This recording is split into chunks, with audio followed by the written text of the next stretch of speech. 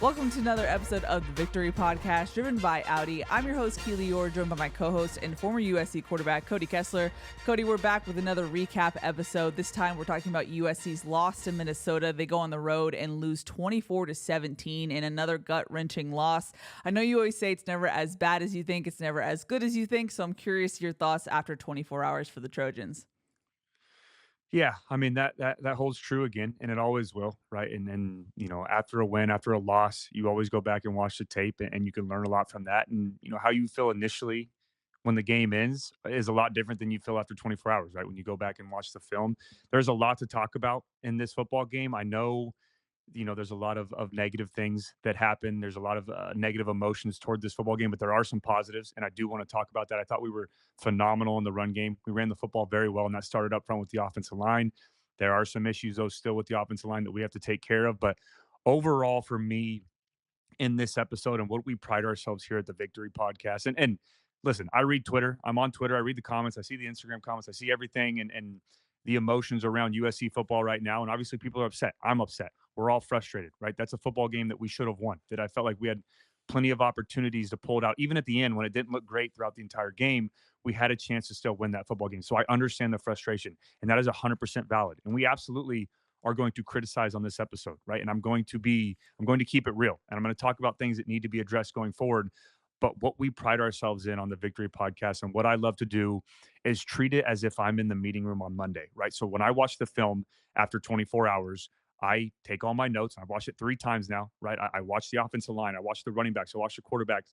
I try to specifically watch on defense, different personnel groupings, different things so that I can put it into context as a player to what the team's probably talking about on Monday or as they watch film together. So I take a lot of pride in that. What we don't do here, and I'm sure there's a lot of other podcasts or other sources for USC football that you can go watch, but I'm not going to get on and go negative, negative, negative, and just bash the team and bash the coaching staff and do all these things. And again, I read the comments, I see all that stuff, but that's not what we do here on the Victory Podcast. I take a lot of pride in my preparation. I was fortunate enough to play football for a very long time. I played in college at the highest level. I played in the NFL at the highest level as a starter. So, and there's other places that can do that, right? I'm not saying you have to be a football player to watch film and understand how to break it down, but I like to give a lot more context of what actually happened with X's and O's on the field instead of just giving hot takes and being negative and saying all these negative things and moving on, right? So that's what we're going to do here. But again, 100% going to keep it real. I'm going to criticize. I'm going to talk about things that we have to get fixed. And if we don't, especially this week against Penn State, it is going to be a long season, right? There's still a lot to play for this year. I know we've heard the argument about playoffs. Is that still a thing? I want to block all that out, right? Let's not pay attention to all that. Let's not pay attention to expectations anymore. Let's focus on what we have on this football team, what needs to get fixed, and what we can take care of going forward. And again, a lot to talk about on this episode, but it's not going to be an hour and a half of just being negative. I want to talk about the positives as well, things that we can build off of, and what to look forward going ahead this week against Penn State. Yeah, so obviously a lot to dive into, Cody. I do want to give an update because the Trojan family is so amazing, as you predicted, Cody. You do have an update on your papa, so just take it away on that front. Yeah, I just want to give an update real quick before we get into this breakdown against Minnesota. But and a positive update, it was awesome. For those of you who don't know, a little context behind it. My papa, his name's Joel, but everyone calls him Papa, and everyone in the comments from the last episode was calling him Papa, which was so cool to see. But he did have a health scare earlier this week, a pretty significant one, and he ended up in the hospital. And it was a very scary moment for the Kessler family and everyone involved.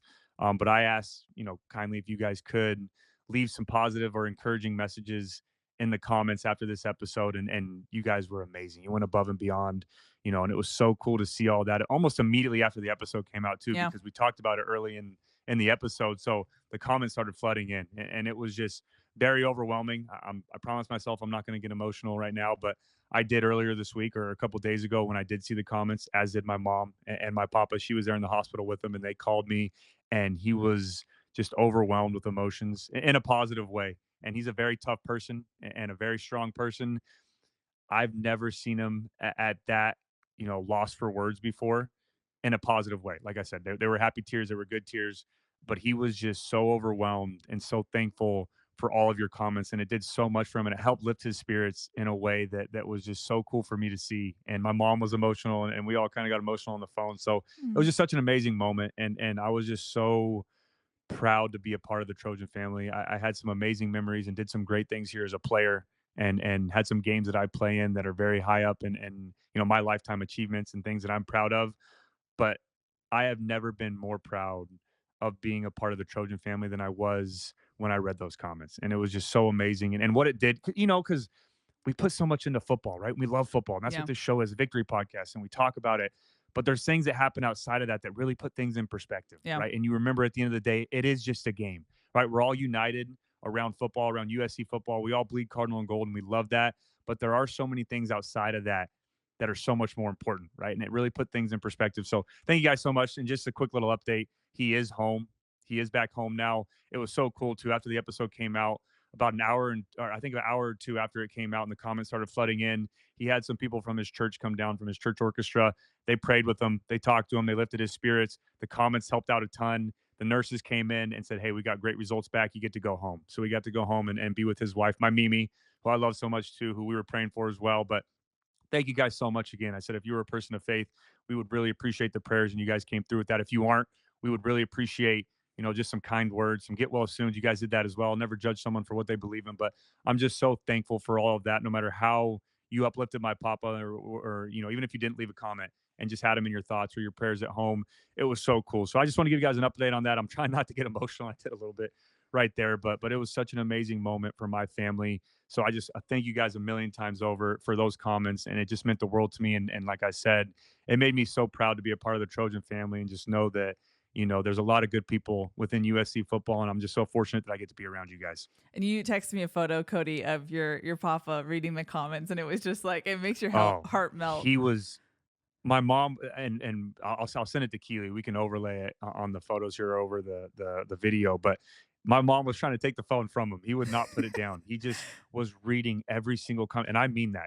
I think it's at 130 now, maybe more. Yeah, something like He that. read and is still reading every single one. He Amazing. showed his friends that came in from church. He made them read all of them as well. So So he cute. just read every single one with a tear in his eye, and I promise you, it helped him so much and it lifted his spirits, and it was just so cool to see. And I know I keep repeating it, but I'm just so thankful for that. So you guys are amazing, and people that reached out on Twitter or message me on Instagram, different ways too. If it wasn't just in the comments, or again, if you just did it at home and had them in your thoughts and prayers. But just Yeah. thank you guys so much. I can never, I'm forever in debt for that, and just what it meant to my family and to my papa was so cool to see. So I love you guys. Fight on. Thank you so much for that. Alrighty, well, like we said at the top of the show, there's a lot to talk about in this episode. Before we do, just a couple of reminders. Be sure to subscribe wherever you get your podcasts.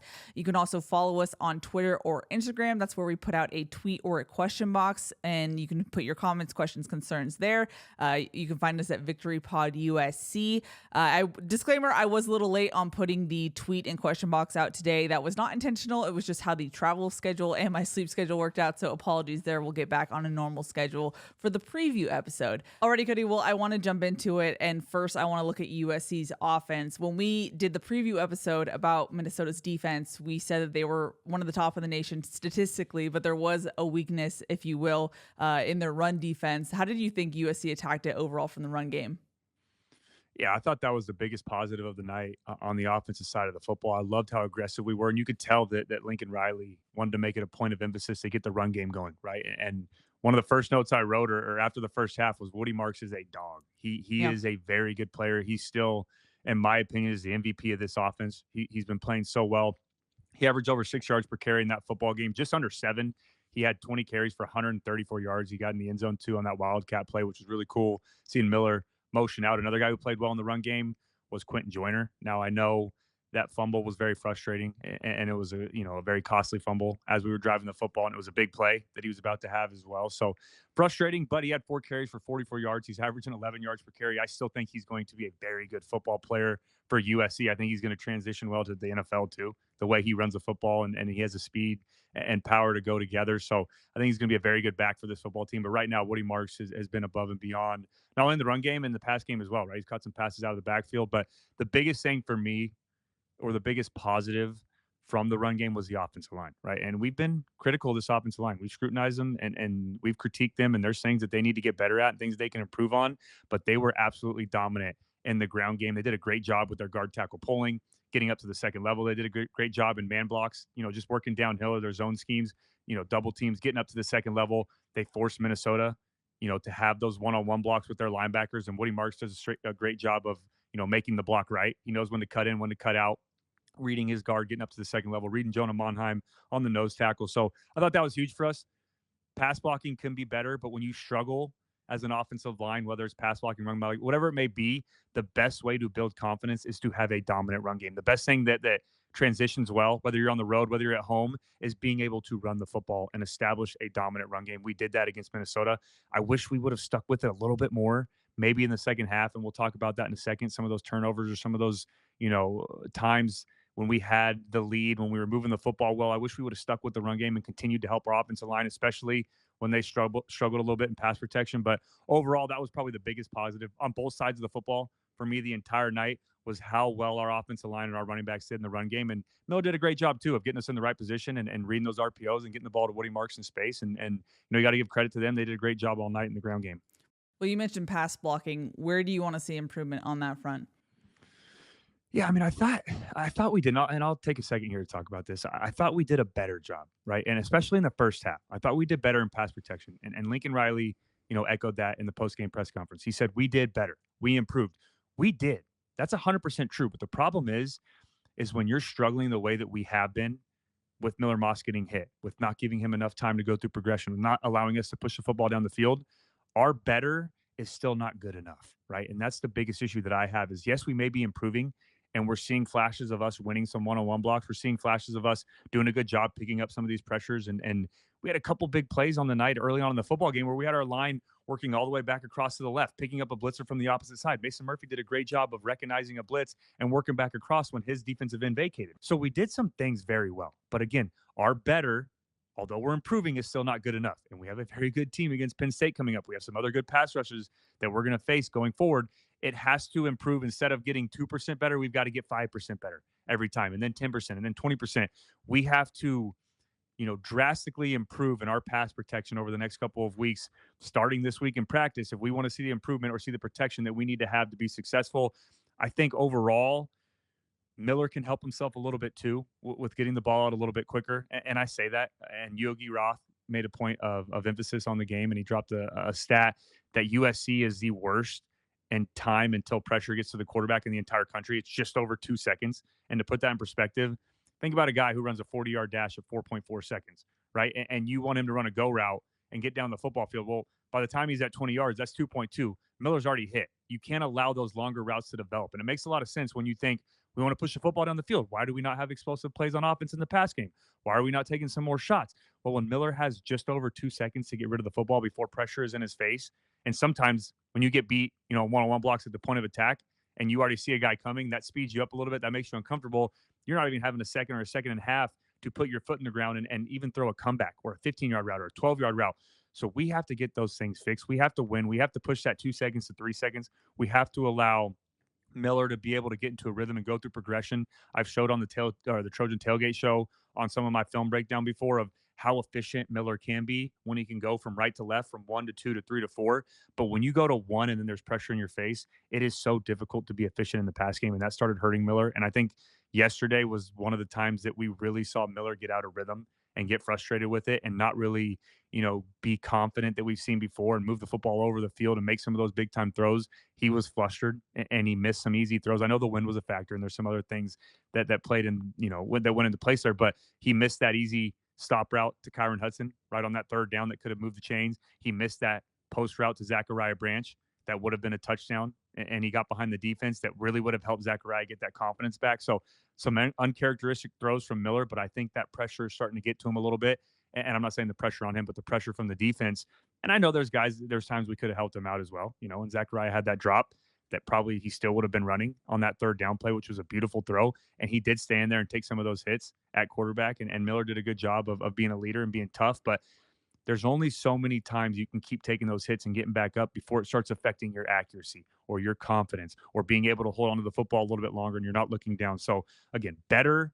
Have we improved? Is that true? Absolutely. I think we did some things well in the pass protection and we did some things that we've struggled with before. We got those corrected, but I still believe that our better is not good enough and we have to make some changes drastically going into this week if we want to be, be able to compete with Penn State and their defensive line. Now, we've talked about things that you can do to help Miller. Besides personnel changes, we've talked about scheme things. And I thought we saw that against Minnesota. We saw, more tight end sets, more tight ends chipping before they're going out for a route. And we saw two back sets. Brian Jackson got more action in that sense. What did you see as far as what Riley as a play caller tried to do to help Miller out in that sense? Yeah, and we did a good job with that. And we did it against Wisconsin as well, right? We talked about those chip blocks, how important it is to use your running backs in pass protection, especially if they don't, if they have a linebacker responsibility, they leave, help out with the defensive end before you get out. Leave a tight end in to help out and block and chip on the defensive end to slow that pass rush down. But there's only so much you can do when a defense starts to key in on that. And what I mean by that is they understand if, okay, you have your 5 offensive linemen, but now you're keeping in a tight end or a running back, we're going to, instead of bringing 5, now we're going to bring 6. We're going to force you into those one-on-one blocks, right? And that's where the chess match comes into play. We know you're keeping your tight end in and to help out on the defensive end. Well, now we're going to overload opposite of that and bring in. So you have to push out that way. And now we have one-on-one blocks all over the field. Minnesota did a good job of that. Like I said, this is a very aggressive defense, and that held true. Their defensive coordinator, Corey Heatherman, was, bringing pressure all night long. It wasn't, 6-7 man rush every single time. And it wasn't all out cover zero blitzes, but he did a good job of bringing pressure from depth, brought a couple safety looks, brought a couple single linebacker looks, dropped their defensive end out and brought up pressure from the other side. But they force us into those one-on-one blocks. And where we really struggle right now is in those tackles being in space, having to hold up for a couple seconds in pass protection, having to catch a blitzing linebacker from space or from depth, who has the space to make a spin move or a speed rush or a bold rush or a bull rush. It's just been something that we've struggled with, and it's hurt us, especially on that play that we had on 3rd and 4 when we were going down there. Felt like we had all the momentum up 17-10. We could have went down and scored, and we had Deuce Robinson in man-to-man. And I know there's an argument that, maybe we could have ran the football. We had a similar play in the second quarter, 3rd and 4 in the same area of the field. We ran it for 10 yards with Woody Marks, right? Would we have, been able to run the football and have 4 downs there in that situation in the fourth quarter, up 17-10? Sure, but that was still a home run call. We had press man-to-man across the field.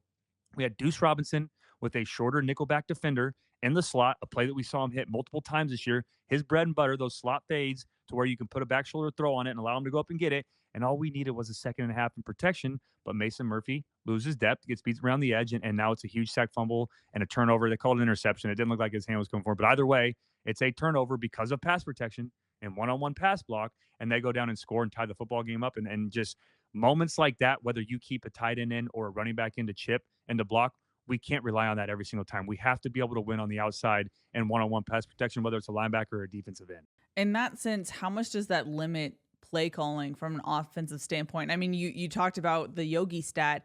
I'm sure that limits your playbook if you have to constantly be in quick game. Yeah, and that's kind of why I use the analogy of a 40-yard dash to put it in perspective, right? Say you take the fastest guy, Xavier Worthy, for the Chiefs, ran a 4.240. Even him running a go route or running a 20-yard route, he can't even get to that 20 yards before Miller is having pressure in his face. And that's without getting a press release. That's without, having to work in man-to-man with a press player and you have to work around them, or, working through some traffic as you're running your over route or you're pushing down the field. So it really eliminates the deep shots. It eliminates, I don't want to say half of the field because I'm not saying from right to left, but I guess it eliminates that middle or that intermediate to deep shots.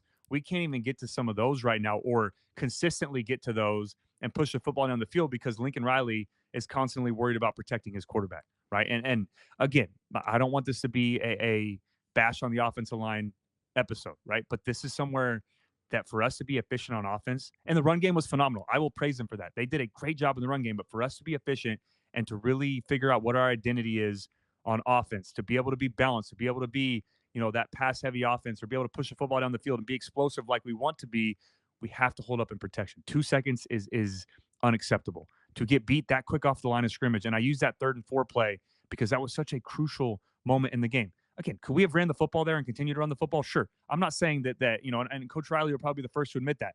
Were there plays he'd like to have back? Every coordinator does. Every time in every game, there's plays you want to have back or calls you maybe should have made differently. But in that situation, that was absolutely a winner to Deuce Robinson. That was a back shoulder perfect slot fade that we could have thrown or put over the top and allowed Deuce, who's 6'6", to go up and get the football, but we just couldn't hold up for a second. Mason Murphy got beat right off the line of scrimmage.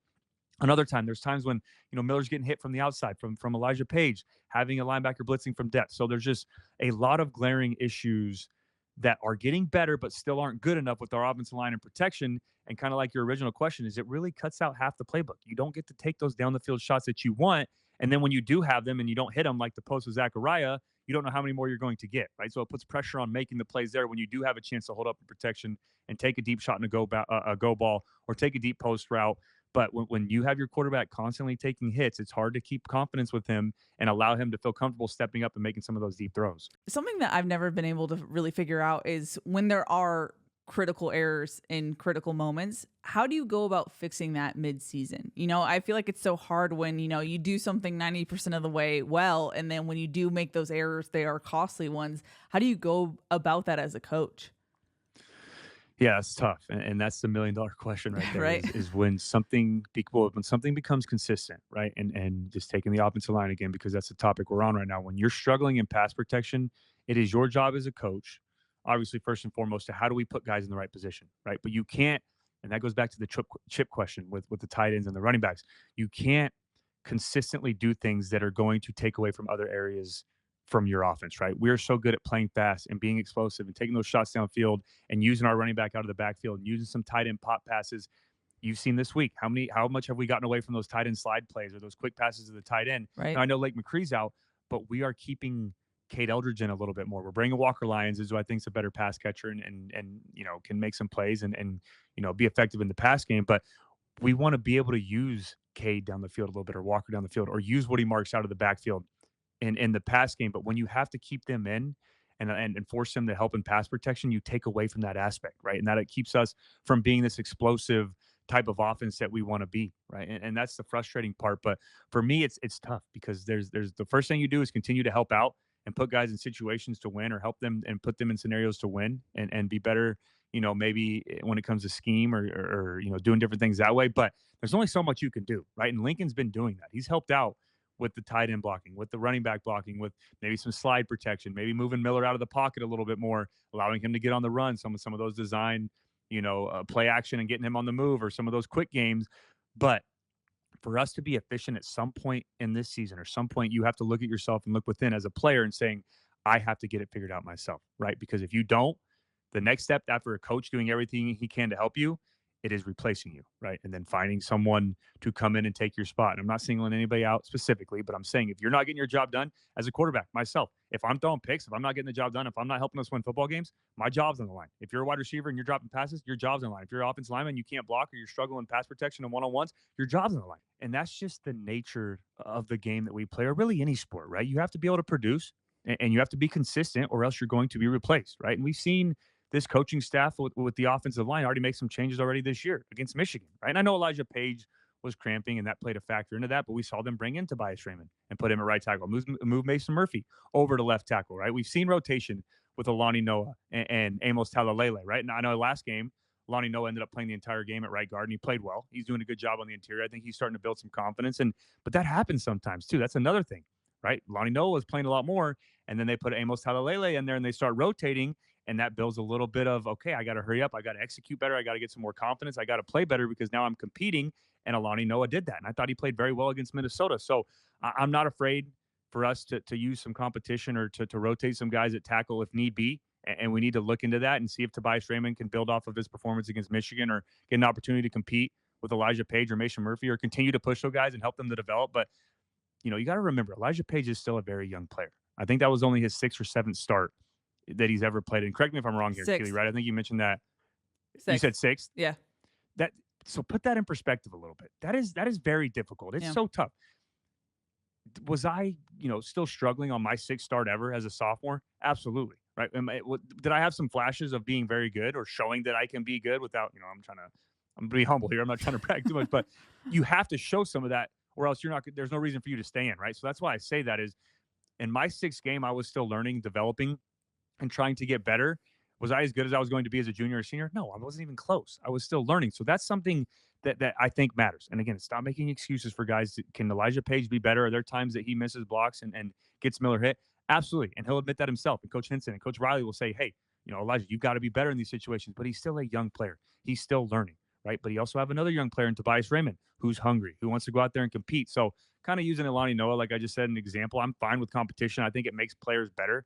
I think it forces guys to either put up or, get taken out and make those improvements right away, or else they have someone else that can come in and get an opportunity. I'm not saying they're going to be better, they're going to take your spot, but allowing them to get a chance. If you don't want someone to come in and take your spot, you got to be able, to improve and get better. But it's going to be interesting to see either way.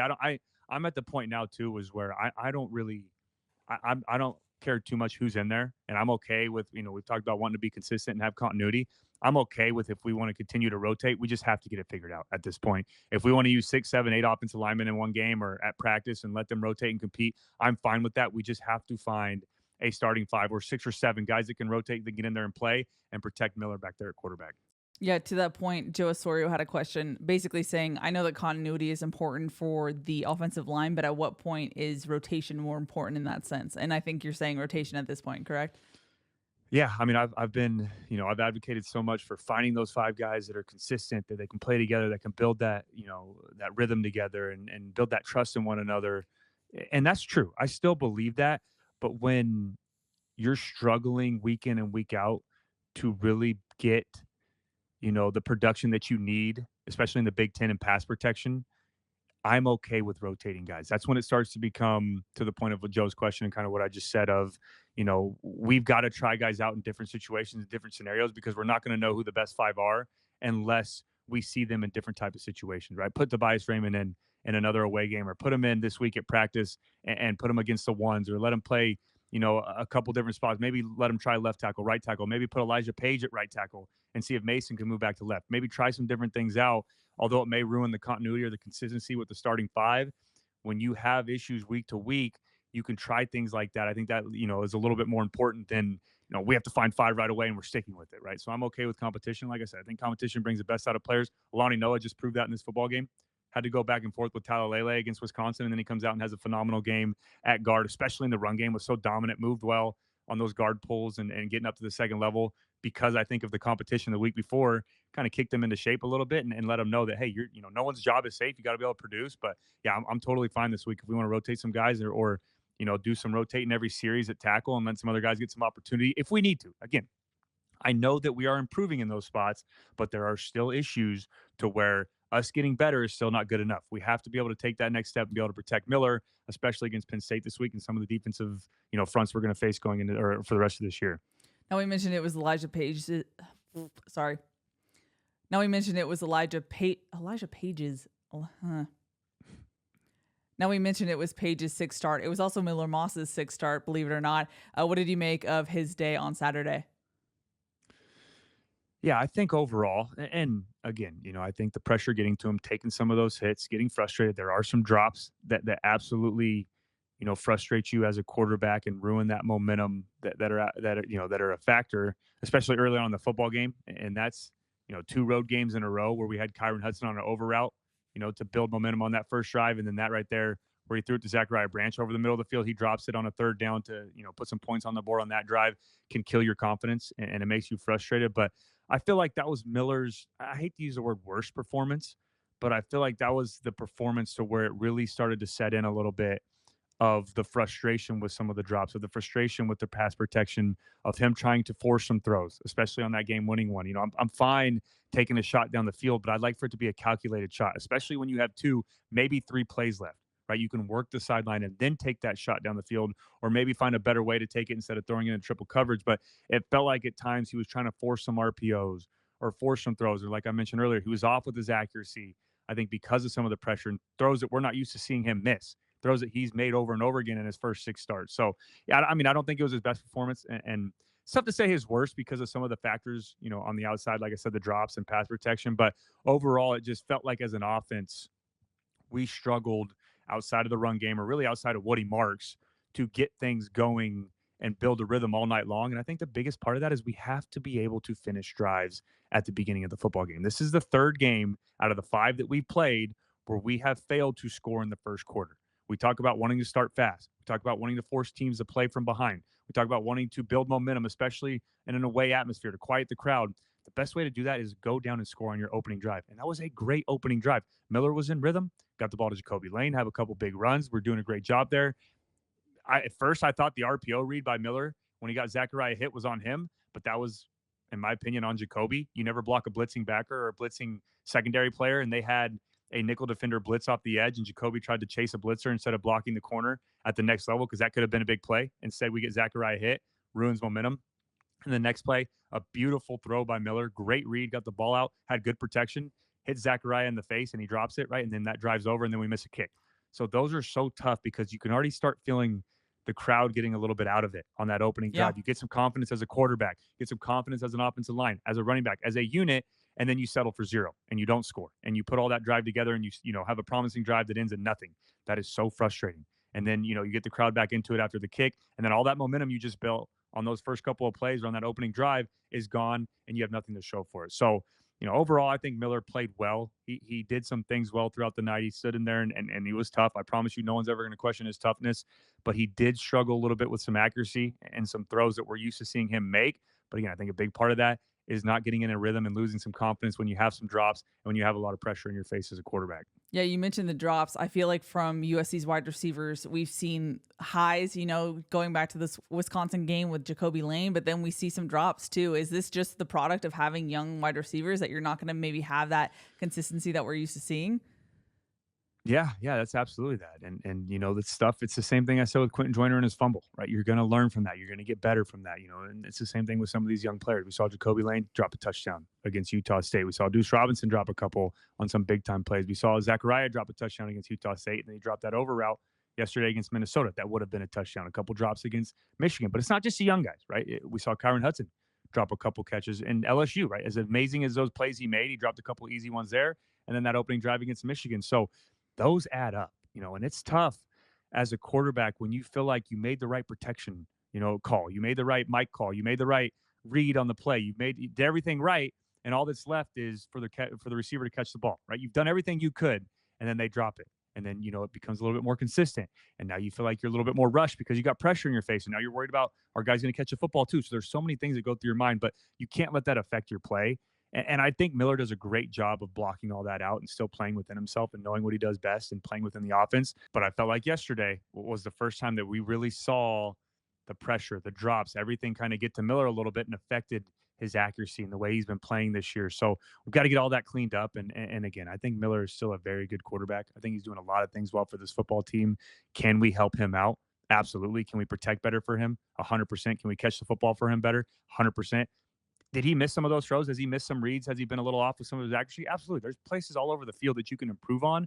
But overall, for us to be rolling and to be more efficient on offense, you have to eliminate that. And I know it's easier said than done, but if you want to be one of the top offenses in the country, you can't have drops. You can't have fumbles. You can't have turnovers. You can't have pre-snap penalties, those false start issues. You can't have any of those. And you obviously can't have issues with your quarterback or pass protection if you want to be able to push the football down the field. On the whole, though, as an offense, how do you get back to maybe playing more free or playing looser so that you do get in a rhythm? Because I feel like a characteristic of these Lincoln Riley offenses is that it's firepower. You just let them play and they will score. And I feel like we've almost seen the opposite this season. How do you get back to that as a whole and maybe just the mental side of it as well?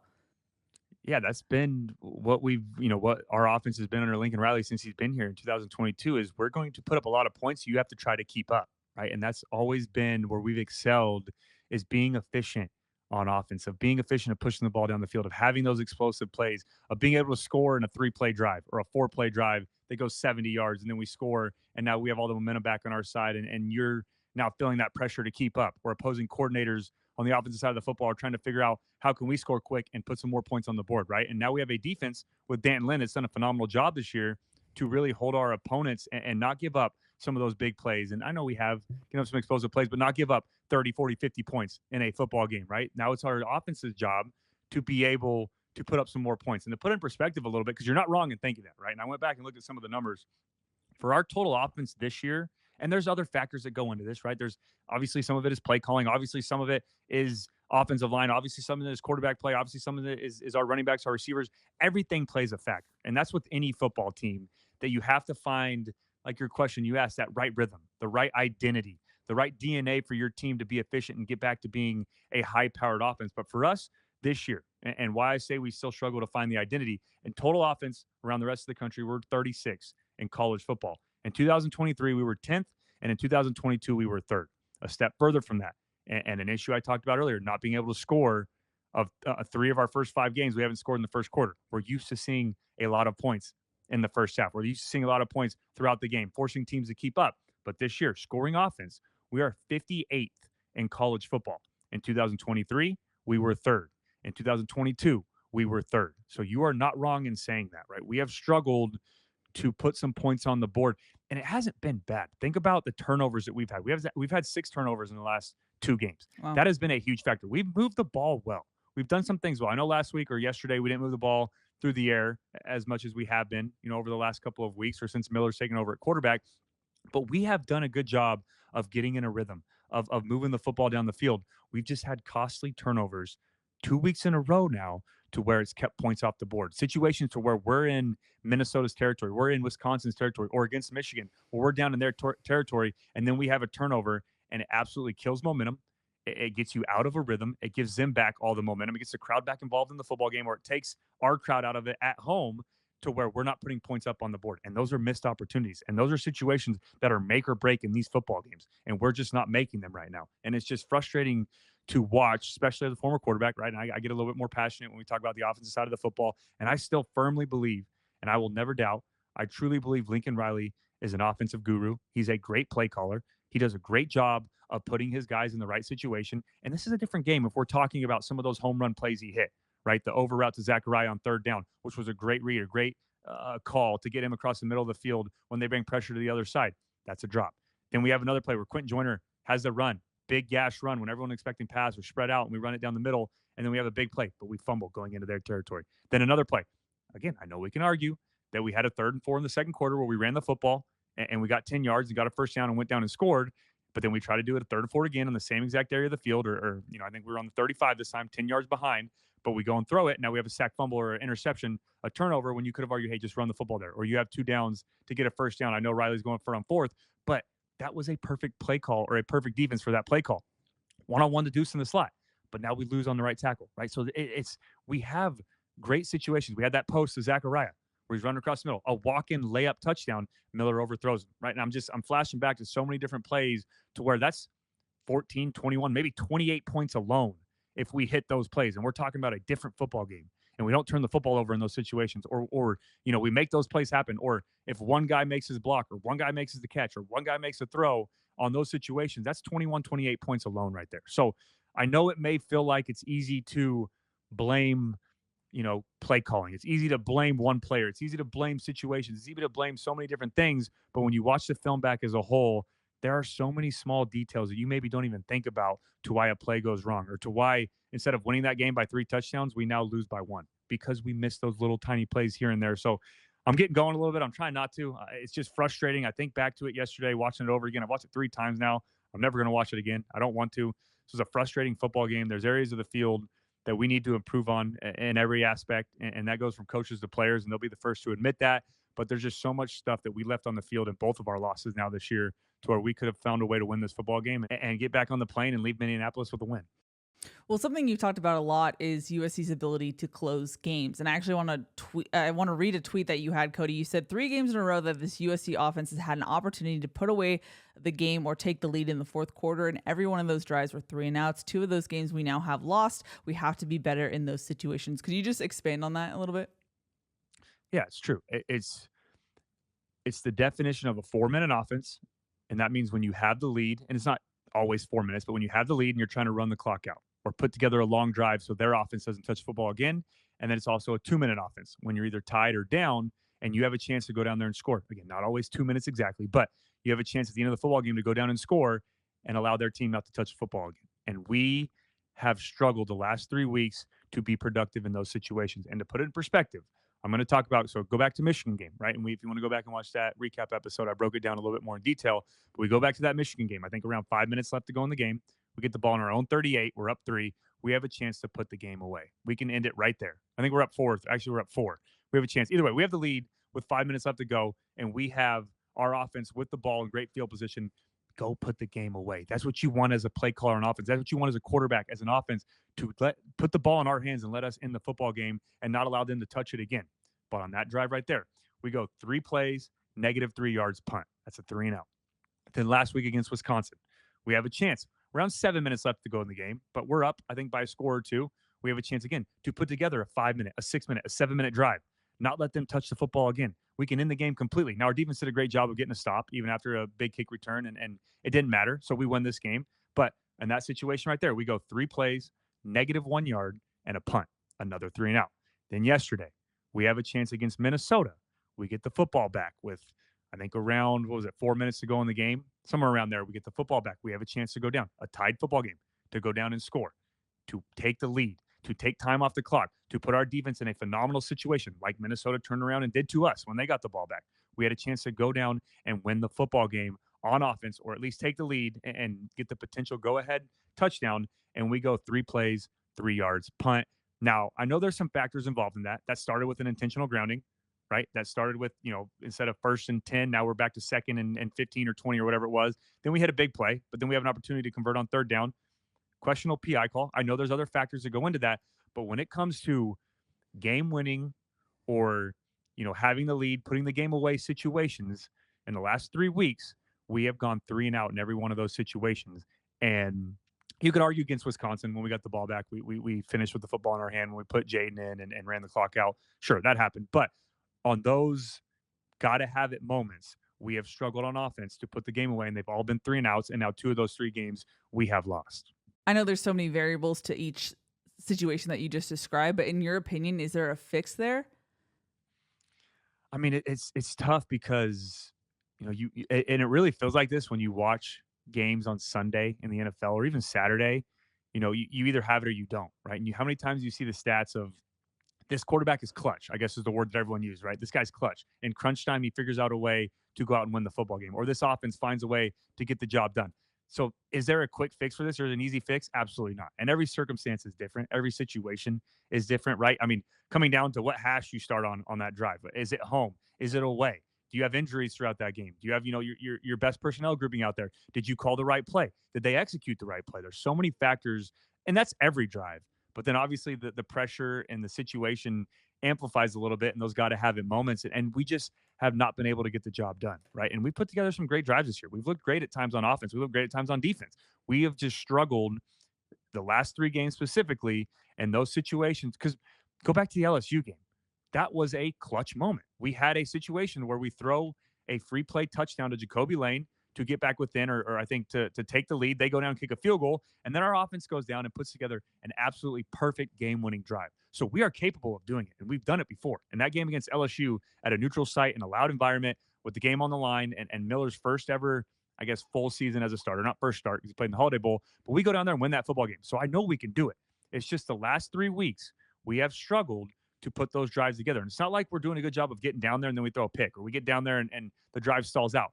We have just been 3-and-out on all 3 of those drives, and now 2 of those 3 games we have lost. So for me, I wish it was that easy, and I know the coaching staff probably wishes that easy, and everyone who plays a game, no matter what team you're on, wishes, hey, there's a perfect recipe to going out and putting together perfect game-winning drives and winning football games and knowing that you're going to have a 100% success rate in those moments. But it's not, and you have a good defense, or there's a lot of good defenses that you face, and there's other factors that are out of your control and what they're doing defensively. They may scheme perfectly and call the right play call, when you think you have a home run on, or like we talked about before, you miss one block, or one guy runs the wrong route, or you miss one throw. There's so many variables to it, but we just have to find a way to get back to that LSU game on those game-winning situations, or situations that put the football game away, that we can, go out there and execute. Because, and this kind of the last thing, I have a couple more notes after this, but on this topic, Coach Riley went in the media, and again, I see the comments, I see the frustration, and it may sound cliche, but he went in the media yesterday and said, hey, we're 2 plays or a couple plays away from being 5-0. And you may laugh and roll your eyes and say, that's not true. Are there a couple series maybe? Yeah, you can expand on that a little bit. But there are absolutely situations in every football game, because he's not wrong about that. He's absolutely not wrong. And I know if you're a true Trojan fan, you're watching this show and you really watch these breakdowns, or you understand, the breakdowns and watch the game film, we should be 5-0, in my opinion, right now. We are so close to doing that. And this kind of goes hand in hand with what I'm talking about, those clutch moments. We just are struggling right now to make those plays or those drives or those situations that can put these football games away, especially on offense when we have the ball in our hand, that would lead us to be 5-0, to dominate the game from start to finish. And it doesn't have to be pretty all the way through, right? There's times that we can struggle. We struggled a little bit against Michigan, found a way to take the lead at the end, should have won that game. We struggled against Minnesota, throughout the entire game. Didn't look as pretty as it has through, the rest of this year, the first couple of games, but we still had an opportunity late in that game to go out there and win on the road. So it's frustrating, and it may sound cliche for Coach Riley to say that, but it's 100% true. To say we're that close, or we're a couple games away or a couple plays away from being 5-0, and that goes back to your question about these drives. If we put together a drive there, we go down and don't let Minnesota touch the football again, we win. If we put a drive together against Michigan when we have the lead, or at least go down and kick a field goal and force it into overtime, if they do go score or take some time off the clock, we win. We're 5-0. We're feeling a lot better about ourselves. So again, I'm going a little bit. I'm getting into coach mode. I'm trying not to. It's just frustrating when there are little things that we can fix and that are fixable. And obviously there's bigger picture things like pass protection. Personnel wise, getting plays done, getting the job done, winning one-on-one pass protection, making some of those throws, eliminating those drops that have to come from the players. But there's also factors from the coaching staff and from a unit on offense as a whole that we should be able to get fixed, or that we can get fixed to where we would be feeling a lot better about ourselves right now at this point in the season. How much weight do you give to, quote unquote, the phrase being there before? You know what I mean? If you look at the youth on this team and the experience of being in those moments and making those clutch plays when the game's on the line, great point. Not many people on this team, besides maybe Woody Marks, I should say on this offense, have been there before. And we've seen clutch plays from Woody Marks, but how much weight do you give that when it comes to these specific situations we're talking about? Yeah, no, that is a great point, because that's the thing in the NFL, and it's not just that situation, but just in general and playing, or at any level, you're a rookie until you step foot on the field, right? You can mimic 2-minute drills at practice. You can mimic 2-minute drills at spring ball, ones versus ones in fall camp. You can mimic those 4-minute situations at practice as much as you want, but until you get those reps and until you experience those and understand how you're going to feel or react in those moments yourself, because you learn about yourself in those situations as well, at all over the field, at any position. Until you get enough of those reps under your belt, you really don't know how to handle them, or you go into them blindly. And sometimes that's better as a younger player because you don't put that much pressure on yourself. You don't have that performance anxiety. Yeah, it's just sometimes ignorance is not bliss. Knowing the situation. Yeah, there you go. It can be a little bit better, but yeah, I mean, the other side of that too is the more you experience, the more you get comfortable with it, the more you get put in those situations. And now that's 3 games, really 4 games this year that we've been in that situation. Going back to the LSU game, one of them we were successful. We found a way to get the job done, back-to-back drives. The last 3, we have struggled a little bit. Now I think we're going to learn from it, and this experience is going to help going forward. But we have to be able to get it fixed, and it has to get fixed fast. And like I said, I wish there was a surefire answer on how to do it, but there really isn't. It's just every situation is different. You just have to go out there and execute the plays and call the right plays and get the job done in those clutch moments. Yeah. And this offense is talented, and that's why they have been able to put it together. But that consistency is where that inexperience and that youth shows, I think. Yeah, 100%. And again, it shows with the drops, and it shows with Elijah Page a little bit struggling at left tackle one-on-one, or maybe in the interior a little bit. Jonah Monheim's been playing phenomenal football, but he's playing center for the first time, making calls, something he's never done before. So there's so many factors when you really break it down and look into it that affect some of the outcomes on game day. But yeah, it's just experience is going to continue to help this football team.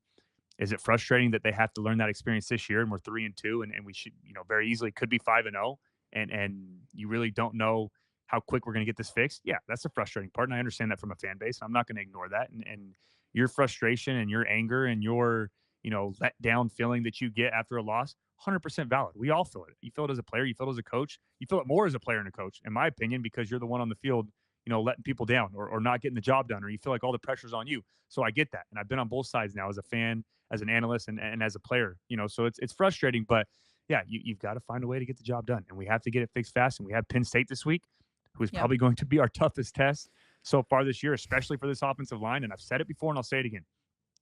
We are only going to go as far on offense as this offensive line will take us.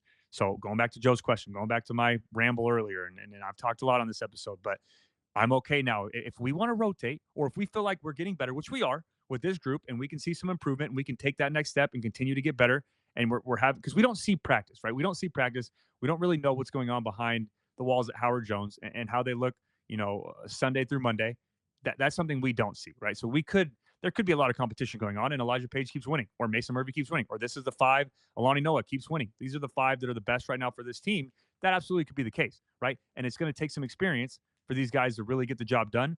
That 100% can be true, right? And Elijah Page could be an All-American in a couple years from now. Alani Noah could be the same story. Jonah Monheim. These guys that are young, that you really don't know a whole lot about, that don't know a lot about themselves either at this level, could go on to be great football players. And they have the potential to be. Jacoby Lane is one. Zachariah Branch, struggling with confidence a little bit right now, having some drops. Miller Moss, taking some hits.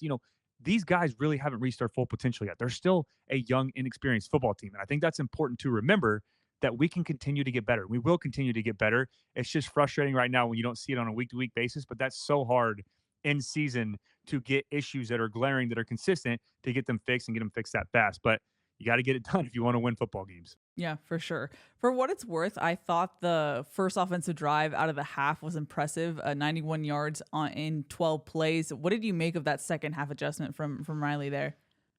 We are the best halftime adjustment team in America right now. I truly believe that. We are so good at, understanding a game plan, watching what the opposing team's doing, and then coming out and capitalizing on that to start the half. Now, again, once we take advantage of what they're doing and know their game plan, they're going to make those in-game adjustments in the second half, and it's just going to go back and forth. That's why it's an ultimate chess match, and there's so many games within a game. But yeah, that was a phenomenal drive. Pass protection was great. Ran the football great. We moved the ball well.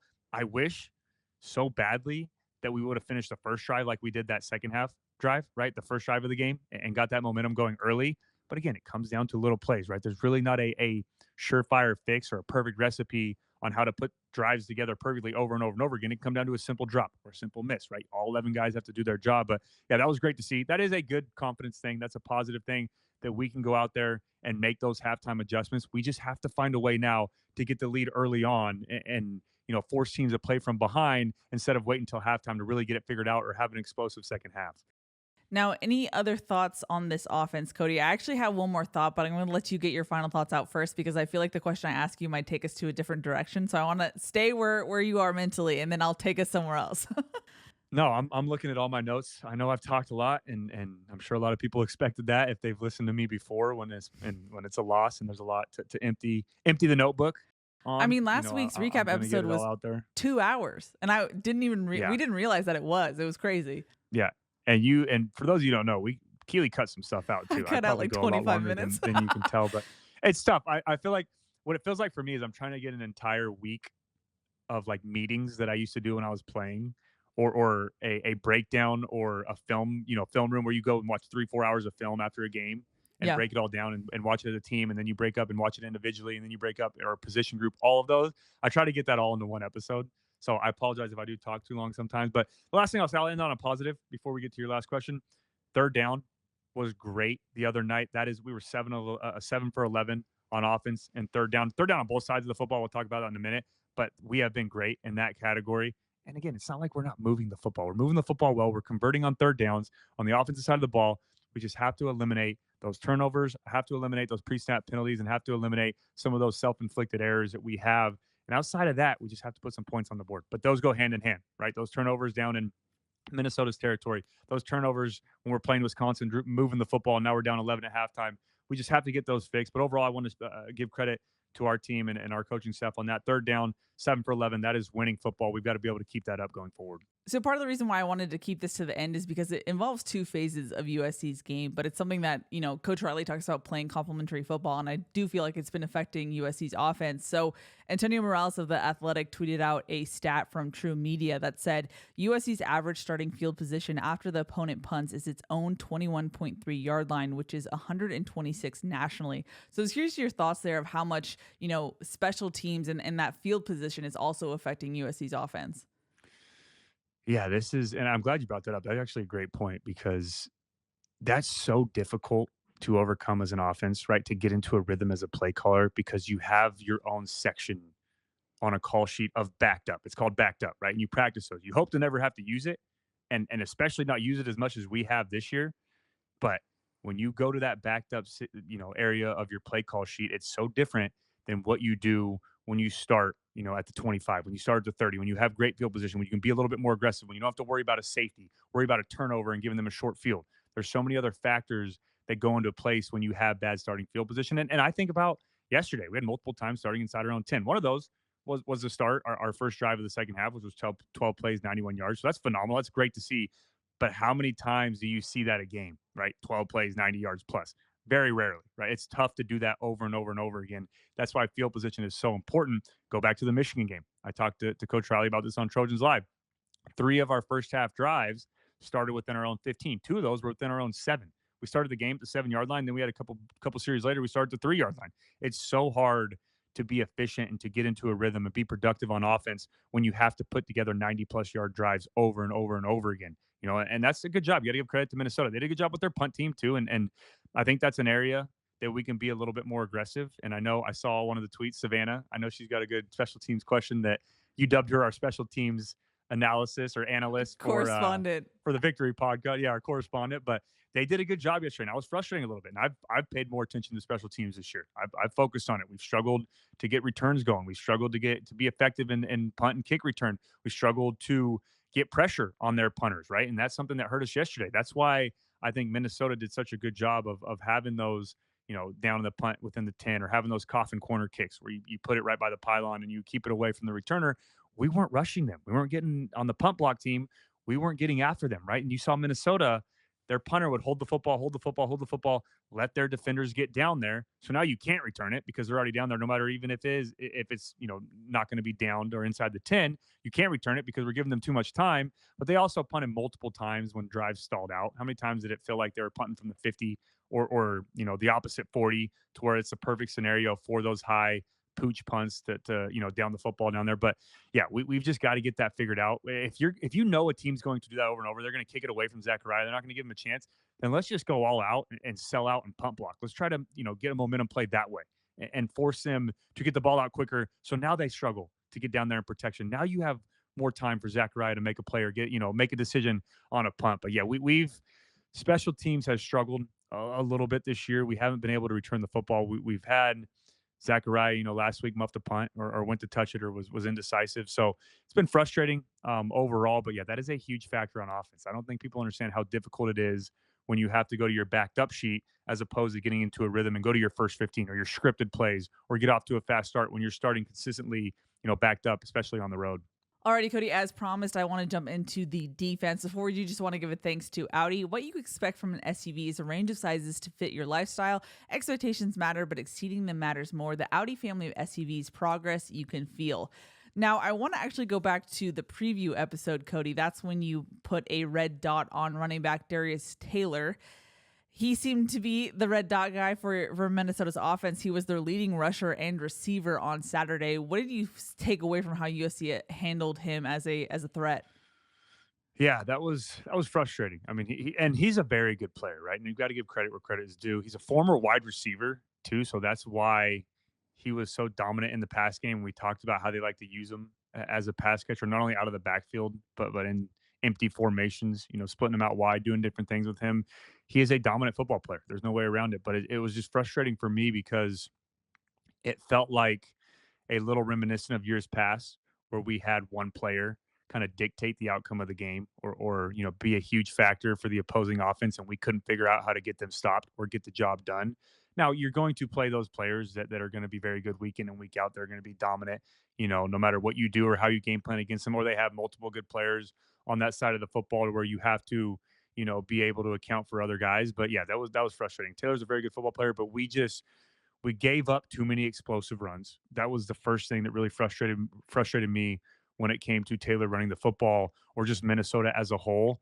It was too easy in the run game this week. And we saw flashes of how good we've been against Michigan in the second half. We saw how good we were a week ago stopping the run. We've been very good at stopping the run the last couple of weeks. Going back to the Utah State game, we did a great job there. LSU even, we were very dominant in the run game. This was the first game for me outside of a couple explosive plays against Michigan that we struggled to establish the line of scrimmage. And when you can't do that, when you struggle in the trenches, when you struggle being physical at the point of attack, you give up those big nights on the ground. And Taylor did that against us. And it was frustrating, and we gave up even more explosive plays to Denton Lynn standards, right? For me, I count 15 to 20 yards as an explosive play. For Denton Lynn, a chunk play or an explosive play is 10 yards, right? And there were how many times, especially to start off the game in the first drive or later on in the football game in the second half and some of those first play of the drives where it was a huge chunk play to where it felt like either guys were getting moved around too easily up front or guys were in the right position and then we missed the tackle, right? And it hurts when it's a very good player like Darius Taylor, when you miss the tackles and you give him that space, when you don't suffocate the line of scrimmage and you allow him to have one-on-one with Mascarenas Arnold in the open field with 10 yards of space, or with Jalen Smith, we're guys that are very good tacklers. Kamari Ramsey a couple times one-on-one with a ton of space because we're getting them moved around too easily. That's where those explosive plays come from. So yeah, it's tough. You're gonna have those. That's why they're red dot players. That's why they're game plan players, because of how good they are. And if you don't handle them or get the job done, they can go off and have games like he did, right? And he was really their entire offense team. For the most, I know Brosmer had 3 touchdowns. Two of those were the tush push, which I talked about as well. You be ready for those tush push plays on You did. Film third study. and fourth and short. It's a lot easier to say stop those. You see the Eagles, how successful they are with them. It's so much easier to say, hey, stop that. Sure. Instead of Yeah. allowing it to happen. It's very difficult. But overall, when it came to the run game, it was all Darius Taylor. When it came to the pass game, he was heavily involved as well. So it's just tough when you reminisce a little bit to a Dalton Kincaid game. A couple of years ago. I flash back to some of those games where it's just one player really making all the plays, and we can't figure out how to get the job done. But you got to give credit to Taylor. He played well, but we could have done the things a lot better, especially in the run game, to not allow him to have the night that he did. Now, based on your preview, Cody, I feel like we expected Minnesota's offense to pass more than they actually did. Were you surprised by how much they ran the ball? Yeah, and I think a big part of that is kind of like what we just talked about. Darius Taylor was the hot hand for them on offense, right? And he kept having those explosive plays, so they stuck with it. And when you go back to the preview episode, they were averaging 225 yards per game through the air. Brosmer already had 1,000 yards on the year, and he was throwing the football all over the place.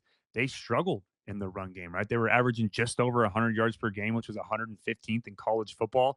They struggled to really get anything going on the ground. Now, when you're an offensive play caller, when you're Coach Harbaugh, who was their OC, and you start to see the run game get going like it did, and we were struggling, like I mentioned, to keep gap integrity, missing some tackles a little bit late on our reads and giving up those explosive plays.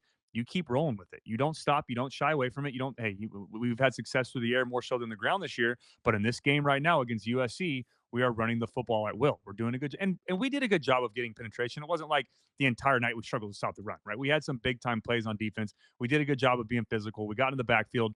Again, I just said I'm going to be a little critical on this episode, and because of what we've seen before and how successful we've been against the run, it was surprising going up against an opponent that had struggled to run the ball this year to see that type of success that they had, to see those explosive plays, to see those chunk plays over and over. And there were times it felt like we started to get some momentum stopping the run or getting pressure on Brosmer, and then they hit an explosive play.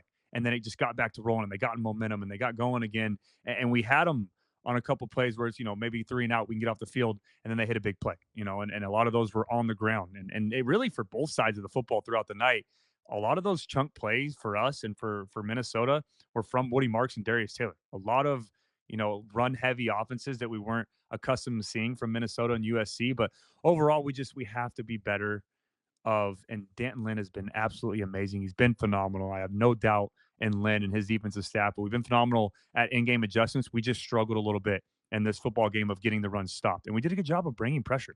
We were aggressive. We realized that their game plan was going to be run the football. We brought Mason Cobb on some pressures. We brought Anthony Beavers off the edge as a little bit more physical of that kind of hybrid nickel linebacker type position. We brought Easton Mascarenas Arnold on some pressures. They were playing tight to the line of scrimmage.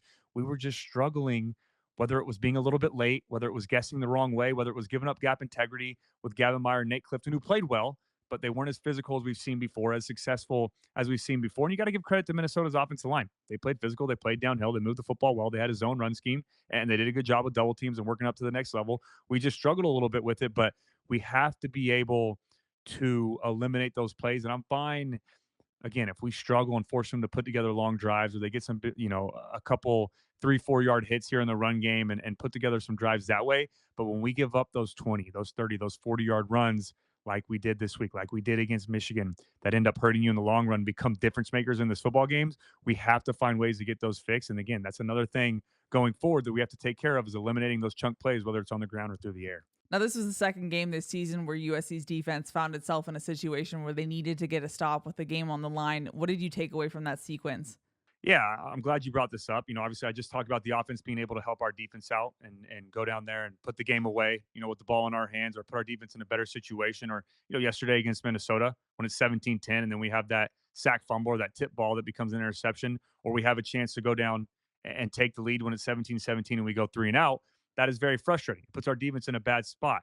But the flip side of that is our defense now, 2 of the last 3 games, like you just mentioned, had an opportunity against Michigan to win the football game with a stop, and then now against Minnesota to get a stop and allow our offense to have a chance. But just going back to that series last night, it's frustrating because we would have had them backed up to start that drive, right? We had a great punt by Eddie, get a great play by Easton on the tackle, get him down at the 10-yard line. But you can't, when you're tackling a runner, you can't, throw them over, suplex them, or lift them off the ground. And he did that. Now, if he's a younger player, that would be something that I would expect him to learn from. But when you're a veteran player like Mascarenas Arnold, when you're a captain, when you're a leader on this defense, you can't make that mistake in those situations because it may only seem like, okay, 15 yards and they're starting the 25 anyways.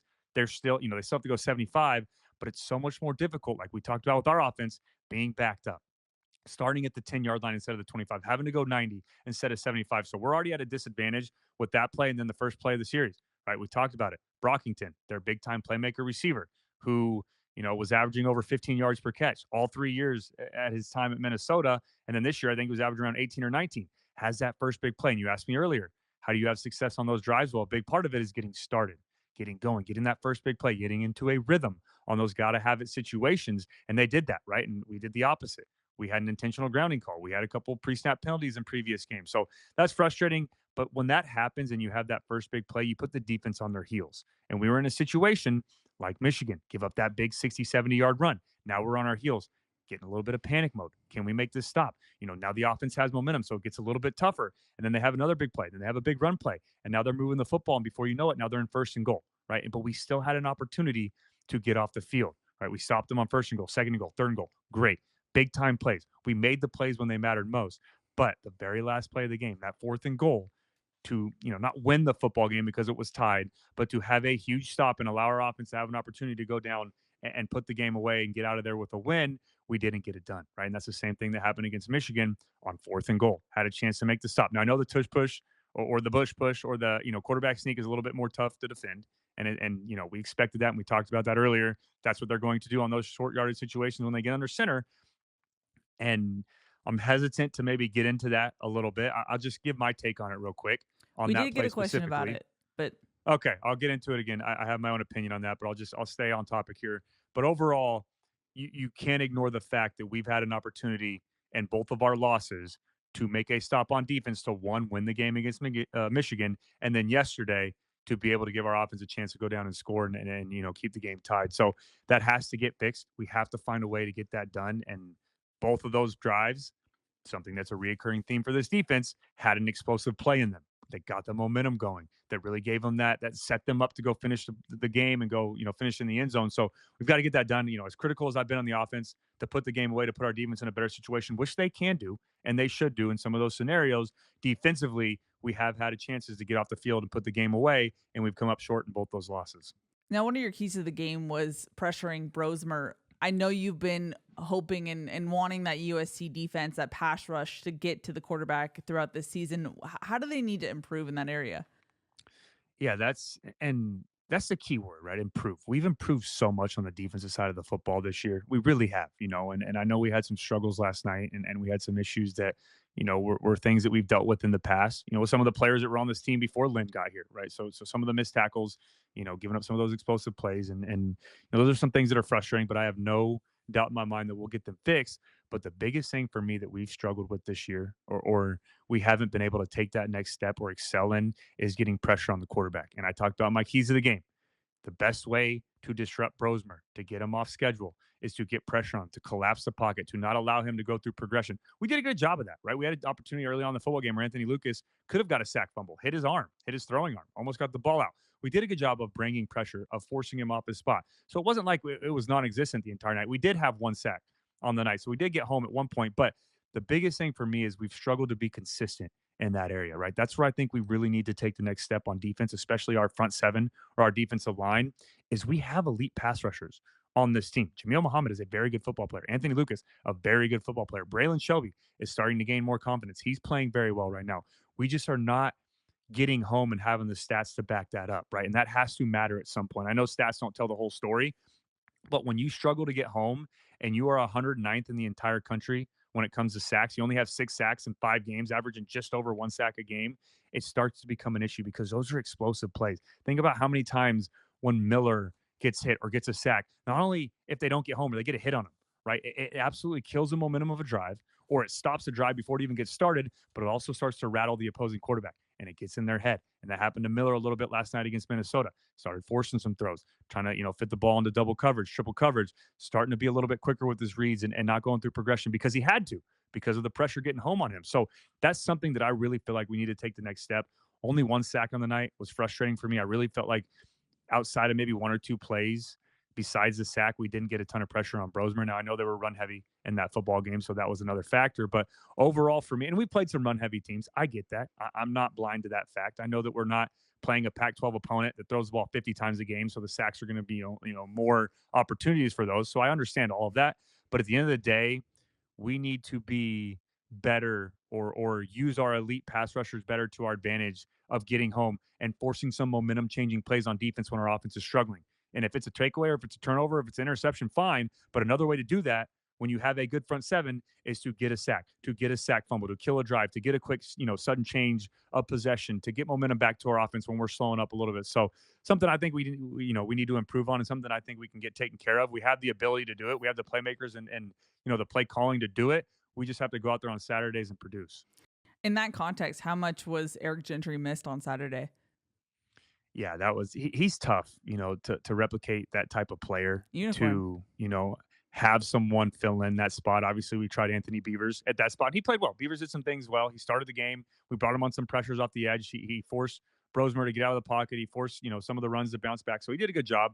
But it's just so difficult, and you don't want to say one player makes your entire defense, because that's not true at all. You have to be able to play when it's next man up mentality. But when you have a unique player like Eric Gentry, who is, they call him the unicorn of this defense, who can play so many different spots, who can play on the inside, who can play on the outside, who's great, gotten a lot more physical when it comes to the run game and tackling, who also plays so well and it takes away, the middle of the field when it comes to throwing the football with his size and his length and his arm span.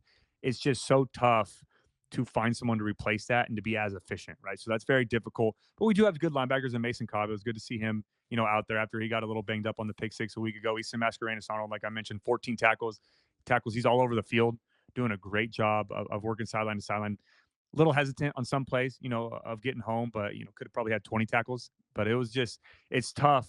As good as our linebacking group is right now, it's so difficult to replace a player like Eric Gentry and to have someone that can do so many different things like he can, and then to find production elsewhere. But again, there's other players on this team, and no matter how long he's out, you have to have that next man up mentality, whether it's at linebacker, safety, defensive line, no matter what it is. When guys go down, you have to find someone that's going to step up and fill that role. Alrighty, Cody. Well, we have questions to get to, so I want to move to that portion of the podcast before we do. Any final thoughts about USC's defense? And I'm smiling because I know that there are. Yeah, I mean, just a couple. Again, this is always my empty the notebook, and this is for everyone listening too. We get it all out on this episode. We watch this, we flush it, we move on, we focus on Penn State. But yeah, just a couple final things. I thought we did a good job in pass defense. Now I know Brosmer was 15 to 19, so he's very efficient. But again, only 169 yards through the air. They also were very run heavy, so that's a factor. But I think overall this year we've made a big improvement in coverage and being sticky on the outside and being able to play a lot more man to man with Covington, with Jalen Smith. I think our corners are playing phenomenal football right now outside of a couple big time plays. We're doing a good job on the back end as well as safety. Had some injuries, so guys had to rotate. So I'm pretty proud of our secondary for taking that next step from a year ago to where they are right now. We are going to play some teams that like to throw the football a little bit more down the road. So we've got to be able to continue to improve in there. But for me, just the biggest thing that we need to improve on from this game is, and something we've been good at, but it's just something that showed up a little bit this game: missed tackles. There's too many times that we had those explosive plays, in the run game when guys had a chance to get them down behind the line of scrimmage, a tackle for loss, stop them at the line of scrimmage, only a 2-yard gain, and we're a little bit late, we're a little hesitant, we're trying to arm tackle, and we're giving up those explosive plays. We also got moved around more this game than we have before in the run game up front, which is a little frustrating. In the Big Ten, you got to be able to control the trenches, but something that we've shown we can do. It was just an off night for us in the run game and up front with this defensive line. It wasn't the entire night. There were some good flashes again, but we've got to improve on that. Have to eliminate the big plays. We have to be able to eliminate one player, dominating the game plan when Darius Taylor, led the team with rushes or rushing yards, also led the team in receiving yards. We can't allow one player to make those big plays. I thought third down again was phenomenal. We've continued to be great on third down. We're one of the best teams in the country on third down, so that's a positive. Minnesota was only 2 of 8, which is winning football. But again, an area that I think we took a step backwards was fourth down. And we just talked about those got to have it situations, those got to have it drives, right? We against Michigan, they had a 100% conversion rate on fourth down. One of them was to win the game. Then last week against Wisconsin, we got that fixed. They were over on fourth down, especially on two big time plays. But then this week, we struggled. They were 2 for 2 on fourth down, two big time plays, and one of them was there at the end to win the football game. So, a ton of highs, a ton of lows. There's always going to be, some positives, some negatives when you watch the film back, talking both sides of the football. But overall, for me, there's a lot of stuff that we can learn from, a lot of stuff that we can improve on, but it just has to be able to get done. It's tough to do it week in and week out, but you have to remember this is still Danton Lynn's first year with this defense. We have a lot of transfer players, a lot of new faces on this side of the football. We are night and day improved, in my opinion, from a year ago. We're playing confident, we're playing fast. We've done enough, in my opinion, in every game to win. On the defensive side of the football, there are just some areas that we still need to improve on and things that we need to get fixed going into Penn State week. Alrighty, well, let's head into questions. Before we do, just want to give a thanks to Audi. Focus matters. Listen closely. The Audi Q8 e-tron's cabin is serenely quiet, so you can focus on other things like having tomorrow's technology today. The new fully electric Audi Q8 e-tron, how we get there matters. And at Ralph's, everyone wins when it comes to saving big, because when you order online through the Ralph's app, you get the same great prices, deals, and rewards on pickup or delivery that you do in store. So no matter how you shop, you always save big at Ralph's. Ralph's, fresh for everyone. Cody Kessler. Fight on. Fight on. I'm going to start with a question from Kyle, who said, do you mind explaining why Deuce Robinson is not on the field consistently? He obviously is a major threat with size and speed. Just feels like he's only there for a handful of snaps. Just want more targets and reps for this guy because of the consistency. Yeah, I think the biggest part for this, and I talked to Dennis Simmons, the wide receiver coach, before the game on the offensive game plan segment earlier in the week, is there are so many playmakers in that room, right? There are a lot of very good, very talented players in that room. And he talked about how each guy does something better individually than maybe the next, right? So there's different scenarios that they use all these receivers, but I'm with you a little bit on that. I really would like to see Deuce be a little bit more involved in the pass game, right? He's still under 10 catches on the year. Now he has a couple touchdowns and he's making some big time plays, but I feel like we could absolutely get him some more targets going back to that 3rd and 4. I know we're frustrated, and we said before, could we have ran the football? Sure. Could we have ran it twice and we had, we could have gone forward on 4th down in that situation up 17-10? Absolutely. But we had a matchup that we had won multiple times before in multiple different games with Deuce one-on-one in the slot, man-to-man with a, shorter, smaller defender and allowing him to get that opportunity. Now, obviously, we got the tip fumble or the tip interception, so that's frustrating. But there are times we try to get him the football that we didn't hold up a little bit in protection. There are times that we've tried to get him more involved in the game plan that maybe he's covered or he's not there or he's not the first option on the play. But yeah, I'm not opposed to that. When you have a talented receiver like Deuce Robinson, you have to find ways to continue to get him the football. We've done a great job down in the red zone. I just like to see us maybe find ways to get him the football more down in the field or out in the open area, or take some of those shots around the 50 or the 40-yard line. Remember in the Holiday Bowl when we had that rollout, the throwback post, when you have that deep route? Because even though he is big, he has that deep threat ability to him as well. He can move very well. He can get down the field very quickly. So he adds a different element to, outside of just being a red zone threat. So yeah, I'm with you on that. I think we need to find ways to get Deuce the football more and get him more involved. But to be able to push the ball down the field and have some of those bigger plays,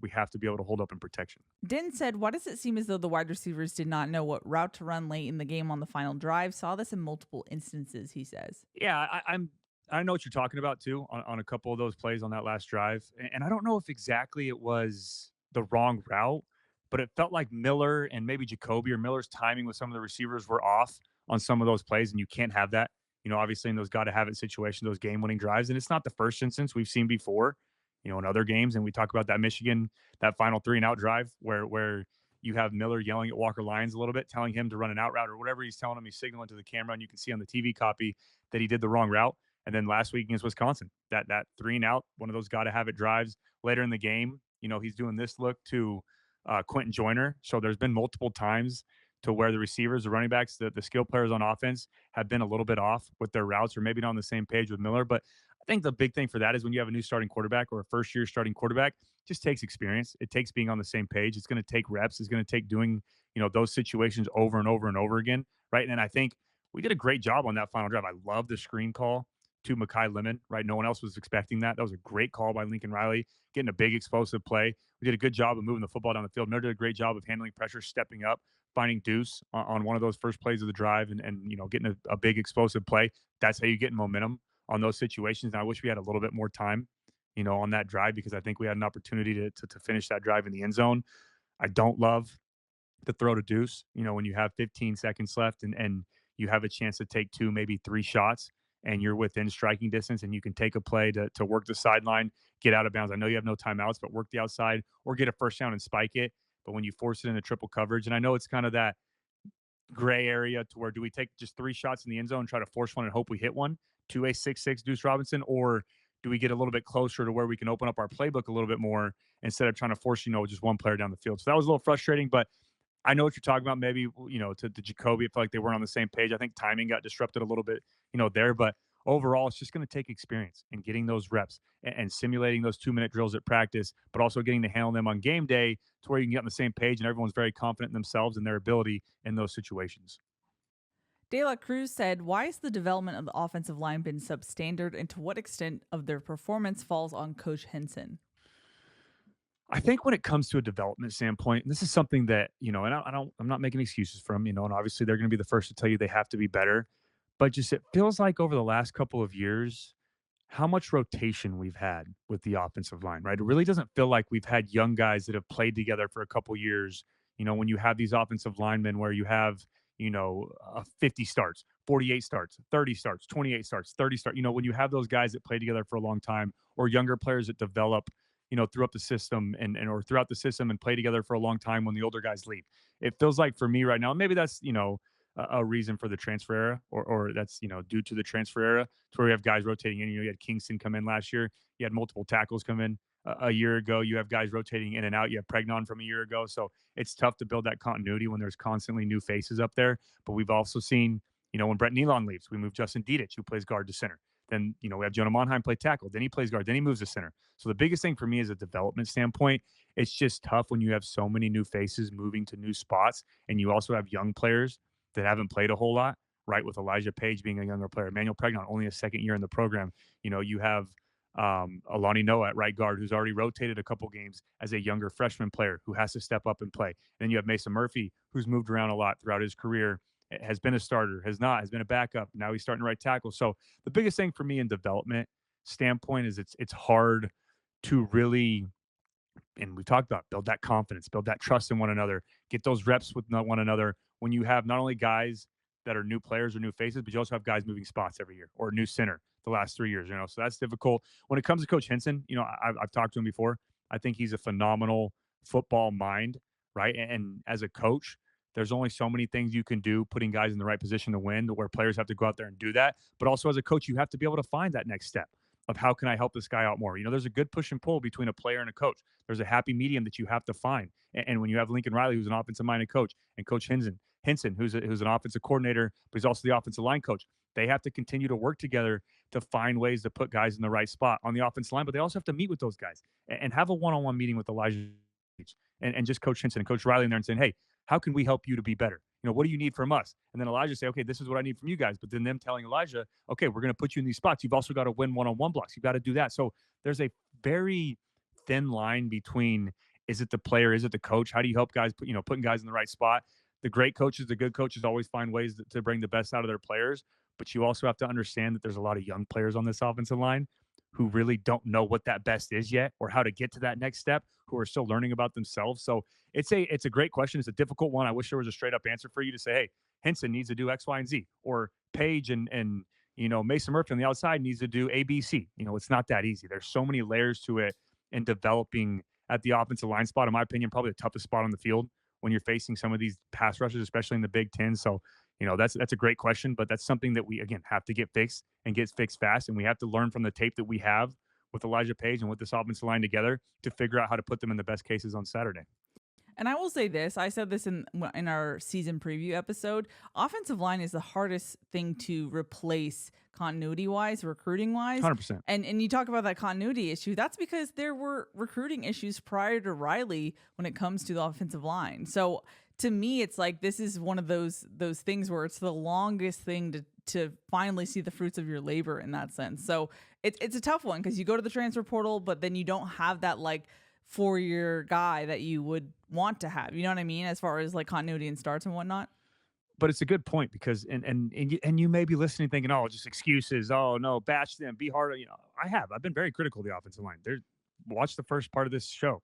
It was very much, talking about the improvements and the criticism of the offensive line and where we need to get better, especially in pass protection. Did I praise them for their run blocking? 100%. They deserve it. They did a great job there. But pass protection, protecting your quarterback, being able to be in an air raid offense and be able to push the football down the field to hold up in protection, you have to get that done. But I've also had experience with this, and that's why I don't sound the alarm or freak out or worry. Now, I know that I've said before that we're only going to go as far as this offensive line will take us. 100% true. You have to have a good offensive line when you're in the Big Ten, when you want to be able to push football down the field, when you want to be efficient on offense. I think scoring points and our points scored this year, I know turnovers are a big part, but another direct correlation of that is being able to protect and pass. We have to be able to hold up in pass protection, to have those shot plays, to have those quick strikes and score and get off the field. So I absolutely have been critical of that, but I don't want it to sound like I'm making excuses, but I've been a part of teams to where we've had to move guys from tackle to guard, from guard to center, when we've had multiple injuries at the center position, when we've had a new center 3 years in a row or 2 years in a row, when we've gone through 3 or 4 centers or 3 or 4 tackles in a year, how difficult it is. And to Keely's point, developing players, especially in the transfer portal, that are new to the system or don't have 3 or 4 years or 40 starts under their belt. It's so hard to play fast together, to play, to have that continuity, to have that consistency. So it's absolutely true. And again, I know I've read the comments. I know everyone wants to bash and to be negative and to call people out. I'm not calling people out specifically, right? I'm not on the team. I'm not a coach, but I do think there's players on this offensive line as a whole, as a unit, and guys individually, they can get better in certain areas and they can be better and help each other to get better and can be coached a different type of way or a certain way that's going to bring the best out of them. That's going to be with any team. That's 100% true. But for me, it is true that it's so tough to play offensive line in the Big Ten, your first year in a new conference at a high level as a young player without a lot of experience together when you have a group of five that's playing together for the first time this year. Jonathan said, "How do we fix our offense turning the ball over?" That's just discipline. It really is. It's protecting the football. And I've always been told this at any level, at any position. When you have the football in your hand, you have the team in your hand. You really do, right? Whether you're a quarterback when it comes to throwing the ball and eliminating interceptions, when you're a running back, not getting a fumble, when you're a wide receiver with drops, even letting the ball hit the ground. That's not a turnover, but that's on you. Those are momentum changing plays, or a receiver when you get a fumble, right? You have the football in your hands. You're always taught to die with the football. I'm going down with the football, but a big part of that is discipline, just being smart. Quentin Joyner on that run, knowing that, hey, I got to put two hands on the football in that situation because they're defenders when I'm running the middle of the field that are crashing in that I might not see. That's a great hit, right? You got to give credit to Minnesota's defense. That their safety, number 3, the true freshman, did a great job getting the helmet on the football, right? But if Quentin Joyner has two hands on that ball, that doesn't happen, right? You got to keep it high and tight. You got to have two hands on the football when you're going through the middle of the field. For all my young running backs out there, when you're in the middle of the field, there are guys you're not going to see from either side that are coming in to try to knock that football out. If you're on the sideline, no one to put it on the right side when you're on the right, so you can use your stiff arm with your left side on the left side of the field, so you can use your right arm for a stiff arm. But when you're in the middle of the field, even when it feels like you're breaking free, you've got to be able to put two hands on the football in traffic. But that's something he'll learn from, right? That's discipline. That's learning. That's experience. Miller Moss forcing some of those throws, not being in that situation enough to really be tested in those areas. Those are, and the first interception is not on him. I can't put that on him. Made the perfect read. I fully trust he was going to put a good football or a good throw to Deuce Robinson to go make a play. Mason Murphy, missed on the block at the beginning and they tipped it. And I thought it was a fumble, so I don't know if it was an interception, but either way, it's a turnover. That's just another thing. Got to be able to be great. All 11 guys doing their job. Discipline, winning at the point of the attack at right tackle. And then that final throw from Miller, the interception, and going back to Wisconsin too, kind of carries over for forcing some of those throws. But that was just a little bit off with accuracy, trying to make the big time play. And again, there's 15 seconds left, so I get it. It's tough to criticize him on trying to make a big play in that situation in the game. But when you have an opportunity to maybe get a little bit closer, then take that shot, I would have been fine with that. But just forcing a football there and trying to be a hero, trying to do too much can always come back and get you as a quarterback. And Miller does a great job of playing within the system and playing within himself. But sometimes when you take those hits and you have those drops, you get a little frustrated where you try to force some stuff. But overall, for me, turnovers, what it comes down to is, and there are plays that the defense just makes an amazing play and knocks a football out or does a punch or makes an amazing interception. But overall, majority of the time, it just comes down to being disciplined and protecting the football and not being risky and putting the ball in harm's way and knowing that you have a surefire completion or you have two arms on the football and there's no chance of you fumbling. So there's some stuff that younger guys can learn from, but it's huge the last two games for us. And we overcame it against Wisconsin. It was tough against Michigan with the pick six to overcome that, giving them a touchdown on defense.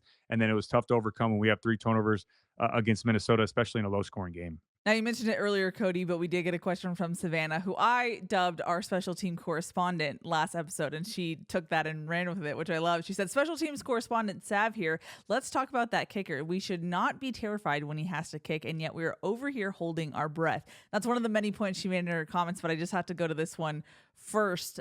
I got to give some credit to Michael Lance, okay? He's 7 of 9 on the season. The first miss was against LSU, and the second miss was, of course, on Saturday, but he followed that up with a 54-yarder, which was a career high, and there was some pressure on that kick as well. So I don't know. I'm going to push back there, Cody. What say you?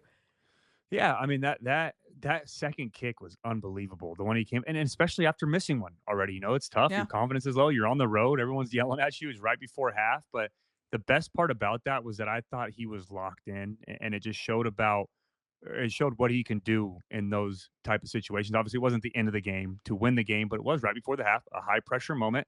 You get iced by the opposing coach, who was a little late on that timeout call. That was a little frustrating. I thought he got it off, whatever. So he kicks the first one, makes it. Doesn't matter, doesn't count, which is tough. It's even tougher to make the first one, I think, than it is to miss the first one, because you're like, all right, I know what I did wrong. I'll do it again. When you make the first one, it's like, all right, well, I just made it in the practice. I hope I can do it again. It's tougher. Like they say, it's tougher to do the same thing twice. So, he makes the first one, get the timeout. Then we get a false start penalty. Doesn't even get to practice the second one or, that next attempt. Now we go back 5 yards. So the 49-yarder goes to 54. And then he drains it with room to spare in the wind before the half after that, getting iced and then getting the false start and then, missing the first one. So, yeah, I thought that was a great kick. I understand Savannah's point about, there's times when you hold your breath for the kicker, but I think Michael Lance has definitely earned the right, to be the starting kicker on this football team to at least put us a little bit more at ease. So I'll just say, just breathe out with me, Sav. Just when Lance is in there, I think he's doing a great job. 7 of 9 is very good. He missed it, like Keely mentioned, at the half, before the half against LSU, made this one before the half. So he's making some improvements. He's learning from it. It was a tough environment there, but I'm going to give him a little bit of credit there too. I agree with you on that one, Keely. She also said 0 returns in 2 games. Come on. Now come on. I'm with you on that one, Sav. That's a little frustrating, and that's something I talked about before, and I posted that on Instagram this week on a clip about just Zachariah getting that confidence back, right? He feels a little hesitant. He feels a little cautious in the return game. Obviously they're kicking it away from him, and Minnesota did a good job of kicking it out of the back of the end zone. On the punts, they were hesitating, letting their, punt team get down there and then, kicking it away from him again or forcing him to make a fair catch or putting it in the coffin corner and getting it out of bounds. So that was frustrating, but combined the last 2 weeks, even the last 3 weeks, it really felt like, he hasn't gotten anything going since that LSU game. You can even add Utah State in there, but since the LSU game, when he had that big return, when he had a chance to take it back, gets tackled by the kicker, since that point, it's just been very quiet in the return game. But teams are understanding that they can kick it away from him. So that is a factor, right? They're doing a good job of keeping it away from him, kicking out of the end zone, not allowing him to have space to make those big time returns. But I would like to see him be a little bit more aggressive on some of those 50-50s where it's, maybe he should fair catch that, but instead he takes it out, or maybe take one back that's back in the end zone. Now, coaching permitted. He has to get the permission to do that. But if the kick's a little bit deep in the end zone, take one back that's 5 yards deep or 6 yards deep that maybe, normally you would need or take a knee so that he can go out there and maybe get that spark. But I'm with you on that. We've got to be able to find a way to have some more production on special teams, specifically in the return game. Now, we have several questions, and I'm going to make the executive decision, Cody, to make a summary of all of them by requesting maybe a State of the Union type comment from you, Cody. A lot of people are searching for what this means going forward for this USC football team. I'm just curious your thoughts after 5 games now for USC. Yeah, I'm going to give you the in the locker room, the Coach Riley answer, the football team answer. If I'm the quarterback of this team and I'm calling, a player only meeting, or I'm meeting with the guys and it's Sunday, the day after Monday, is this game's done, right? That's the first thing and the most important thing. I know it's a little tougher. I'll get to that in a second from the outside looking in, but as a player perspective, as a former player, inside of those meeting rooms, inside of those practice walls, on Howard Jones, getting ready for Penn State, we have to flush this game. It's over. 24 hours of come and go. You learn from it. You take those notes and you apply them to this week, but it's behind you. You cannot harp on this football game. There's so many shoulda, woulda, couldas. There's so many shoulda, woulda, couldas this season. We should have been 5-0. We had opportunities to be 5-0. Can't do anything about it now, right? Control what you can control. You can't control the uncontrollables. I know it sounds simple, but it's so hard when you are frustrated, maybe not at practice, maybe not in the meetings, maybe not, in the weight room, but when practice ends and you go home or you're sitting home, and I did it too. When you think back to, man, if I would have made that play, if I would have made that throw, if I would have made the right check, if I would have got the ball off there, if we would have made that stop, it's so easy to do that. You have to be able to block it out as a player, right? That's most important. And that's something that Riley said in the press conference, right? He said, we'll watch this tape, but we're already on the Penn State. You have to, because if you harp too much on this football game, we're going to go out there against Penn State and it's going to be ugly. It will not be a team that's focused, it's ready to go, they're ready to bounce back. Well, better opportunity too. As a player, that's my message to the team this week as a quarterback. Hey, lock in. Let's tighten up everything else. Everything we've done so far is unacceptable. Last week was unacceptable, right? There's that part about it. But the other part about it is the positive of what better opportunity to show that we can turn this thing around, that we can come out and play USC football, that we can put a product on the field that the fans are proud of, than to go out there and beat one of the best teams in our conference right now, to go play Penn State at home. This is a perfect time to get that bad taste out of our mouth, to go out there and show that we belong in this conference, that we can dominate, that we can be a very good football team going forward. Maybe, are the playoffs still in place? I said at the beginning of this episode, I don't care anymore. Let's block out all the expectations. Let's just focus on week to week. And I know that's what the team does, and I know we're allowed to in the media look ahead. But I'm taking that as well. I'm riding that as well. Block out expectations. I'm asking you to do the same. Listening at home, let's block out all the expectations. Let's stop thinking about playoffs. Let's stop thinking about national championships. Let's focus on this on a day-to-day or a week-to-week basis, right? And the first step in that is preparing and getting ready for Penn State. Now, the other side of that, from the outside looking in, this is where the concern comes in a little bit for me, because there are things that we have struggled a little bit with correcting, right? And the biggest thing still that has been consistent is pass protection, is the offensive line, it is getting some of those things fixed from a week to week basis. Again, it's gotten better. Yes, it has gotten better. And I believe that. And you may hear Coach Riley say that in the media and say, well, how's it gotten better? Miller's still getting hit. We're having, those tip footballs. We're having those sack fumbles. We're having issues with protection. Yeah, they happened at bad times. But overall, especially in the first half of that football game, go back and watch it. There are times that Elijah Page does a great job in one-on-one. There's times that Mason Murphy does a great job at one-on-one on the edges, something that we've been concerned about.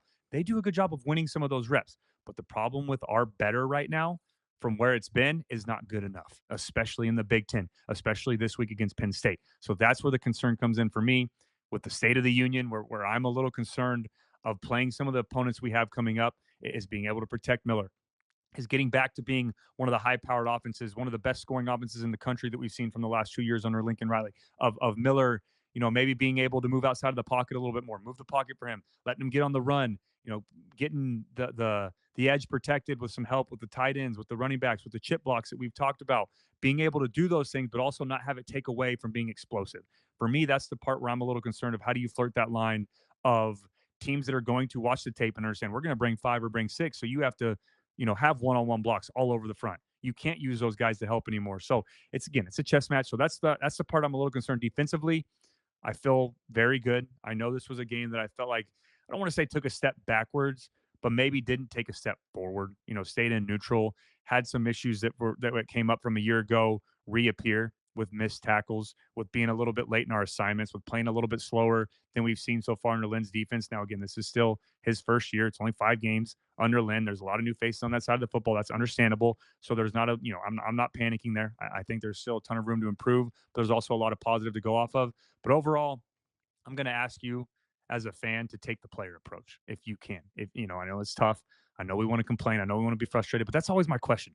Sitting there and bashing this team or saying a bunch of negative things about the coaches, about the players, does it make you feel better? Is that why, I know as a fan base, you're allowed to do that and you 100% have the right to do that.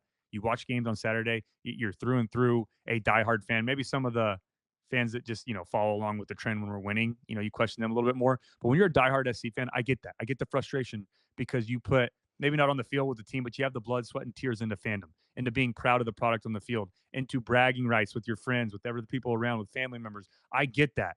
But the biggest thing for me is just sitting there and bashing a team or talking negative or saying, fire this guy, fire that guy, bench this guy's terrible, this guy. Maybe it makes you feel better in the moment, but overall, it's not solving anything.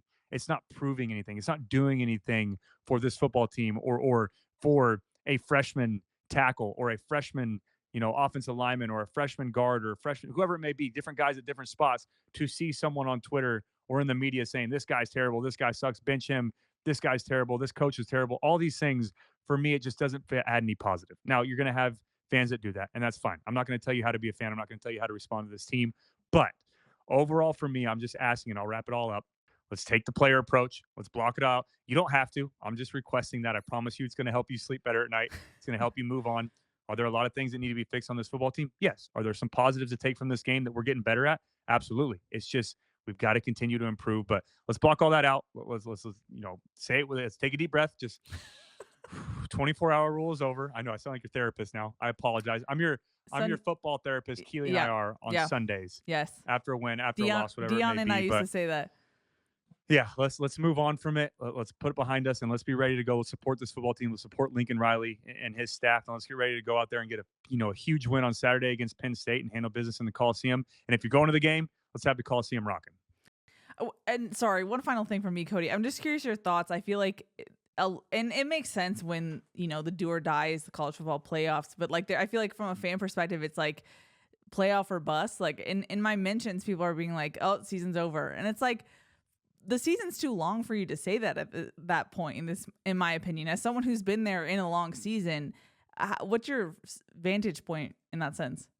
Well, I mean, and look what you said to me before we started the podcast, right? How many teams lost on Saturday? Yeah. Right? Remember how many teams on, Alabama goes down, Tennessee goes down, two top four teams. The only people that really are in the driver's seat right now, or only teams that are in the driver's seat right now, are Ohio State and Texas. Outside of that, everyone else has been tested. Georgia loses to Alabama, then Alabama loses to Vanderbilt. So there's Miami, although they came back and won that football game, they looked a little shaky against Cal yesterday. A lot of teams in the top 10 and the top 15 and the top 25 even lost games that were, I hate calling them trap games, because when you lose them, it's like, why were you not ready for it? Why were you not prepared? Why is it called a trap game? But there were a lot of teams that lost to maybe lesser opponents that you had them as a surefire W on the win column already, so it's college football. Anything can happen. There's a long year.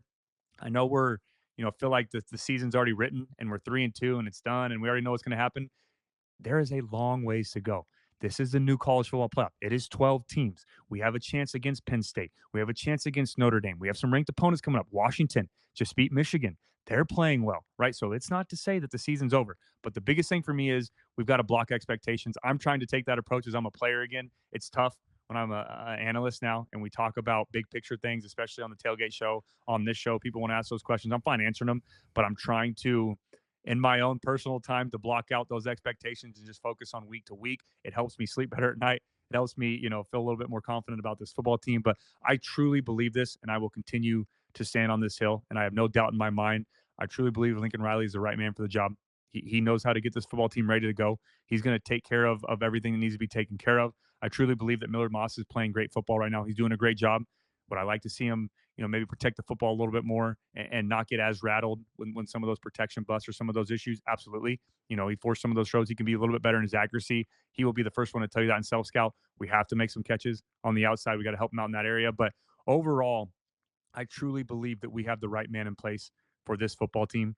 And Lincoln Riley, he has a great staff around him. Danton Lynn is a phenomenal hire. All of his defensive coaches are great. It's just about developing, right? It's about taking that next step, getting that consistency with one another, learning to play with one another, learning to get better as the season goes on, and then ultimately in the next couple of years. And Keely mentioned there's still some hangover from other regimes. So there's other factors that go into it, but it's so easy after a loss to question everything. I'm just asking, I'm pleading you again. Exhale it all out, block it all out. Let's stay confident. Let's stay positive, support this football team going forward, and then, be ready to go out there and take care of business on Saturday against Penn State. Alrighty, Cody. Well, first off, thank you for a wonderful State of the Union. I'm sure USC fans appreciate the football therapy that you give them every Sunday. This is usually where I need to get permission from you to end the show because you like to have a final thought. So any final thoughts, Cody? Yeah, I mean, I pretty much said it all right there. I will say one last time, I just want to reiterate, thank you guys so much again for the kind comments, the prayers, the thoughts, everything that you guys said in those comments from last episode to my papa. He was just so thankful. I was overwhelmed with emotion. We all were. My mom, they called me. He was crying. So good tears, happy tears. But thank you guys so much. It just meant the world to me and my family, and he's forever grateful for that. I just can't explain to you enough how much that did for his spirits. And then right after that, he got to go home. So all the good vibes, all the positive prayers, it really worked. And thank you guys so much for that. But with that being said, I'm done. I love you guys. Coda, come here. I got to get one. Come on, get up. You want this? Get up. He's got to say his goodbye. He's trained. I'm going to give him a treat in a second. But fight on. Love you guys. Let's stay confident. Let's stay positive with this football team. Don't give up on them just yet. Let's go out there and handle business against Penn State. Wow, what a bait and switch for Coda. He's like, where's my treat? Well, he the problem is, we've trained him behind the scenes a little bit. Yeah, now he thinks I always have a treat. He's sitting right here waiting for it. I promise you, he gets way too many treats, way too many bones. Anything he wants. This is his house. My wife and I, he runs the household. Don't let him fool you. But now I had to stop pulling him up here because he barks the entire time. And we can't record the episode. But he will get one as soon as this is over. I'm out. I'll see you guys this week for the preview against Penn State. Again, let's just stay confident. Let's support this football team. Alrighty, that's going to wrap it up. That's Cody. I'm Keely. We'll see y'all next time.